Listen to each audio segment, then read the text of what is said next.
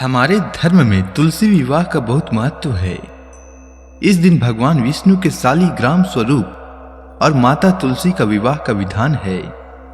तुलसी विवाह क्यों मनाया जाता है, इसके बारे में पौराणिक कथा भी है।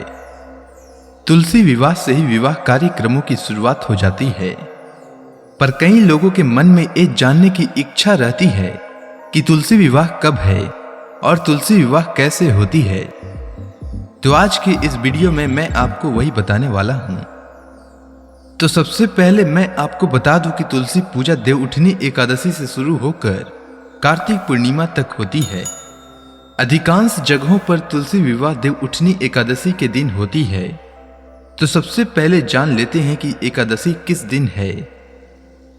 तो एकादशी तिथि का प्रारंभ 14 नवंबर को सुबह 5:51 पर होगा और एकादशी तिथि की समाप्ति 15 नवंबर को सुबह 6:42 पर होगा। यहां कुछ लोग एकादशी व्रत 14 को रखेंगे और कुछ लोग 15 को रखेंगे, पर वैष्णवों को चाहिए कि द्वादशी के साथ मिली हुई एकादशी के दिन व्रत रखें, इसीलिए 15 को रखना सबसे उत्तम रहेगा। पर आप अपने विवेकानुसार व्रत रखें, कोई परेशानी नहीं है, फल दोनों ही दिन का समान ही मिलेगा। तो जो लोग एकादशी के दिन तुलसी विवाह मनाना चाहते हैं तो उन्हें 15 तारीख को ही तुलसी विवाह मनाना चाहिए, क्योंकि देवउठनी एकादशी उसी दिन है। और वैष्णव को 15 को ही मनाना चाहिए, पर कई लोग 14 को भी तुलसी विवाह मना रहे हैं, तो उन्हें इस बात का भी ध्यान रखना चाहिए कि 14 तारीख को रविवार है और रविवार के दिन ना ही तुलसी माता को छूना चाहिए और ना ही पूजा किया जाता है। इसीलिए अगर कोई एकादशी का व्रत रविवार के दिन रखते हैं तो उन्हें भगवान विष्णु के पूजा के लिए तुलसी का पत्ता एक दिन पहले ही तोड़कर रख लेना चाहिए। इसीलिए उनके लिए भी 15 को ही मनाना सबसे अच्छा रहेगा। अब आइए जानते हैं तुलसी विवाह का महत्व। तो तुलसी विवाह करने से कन्या दान के समान फल की प्राप्ति होती है। इसीलिए यदि किसी की कन्या न हो तो उसे अपने जीवन में एक बार तुलसी विवाह करके कन्या दान करने का पुण्य अवश्य प्राप्त करना चाहिए। इस दिन तुलसी बैकुंठ धाम को गई थी। जो व्यक्ति विधि विधान के साथ तुलसी विवाह संपन्न करता है उसके मोक्ष प्राप्ति के द्वार खुल जाते हैं। तुलसी और भगवान शालिग्राम का विधिवत पूजन करने से मनोकामनाएं पूर्ण होती है। वैवाहिक जीवन में आ रही बाधाओं से मुक्ति प्राप्त होती है और साथ ही भगवान विष्णु अति प्रसन्न होते हैं और घर में सुख समृद्धि बढ़ती है। अब आइए जानते हैं तुलसी विवाह के पूजा विधि के बारे में।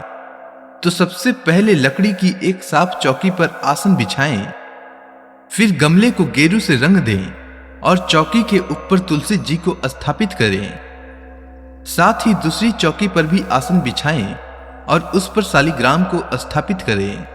अब दोनों चौकियों के ऊपर गन्ने से मंडप सजाना चाहिए। उसके बाद एक कलश में जल भर के रखें और उसमें 5 या फिर 7 आम के पत्ते लगाकर पूजा स्थल पर स्थापित करें। अब शालिग्राम व तुलसी के समक्ष घी का दीप प्रज्वलित करें और रोली या कुमकुम से तिलक करें।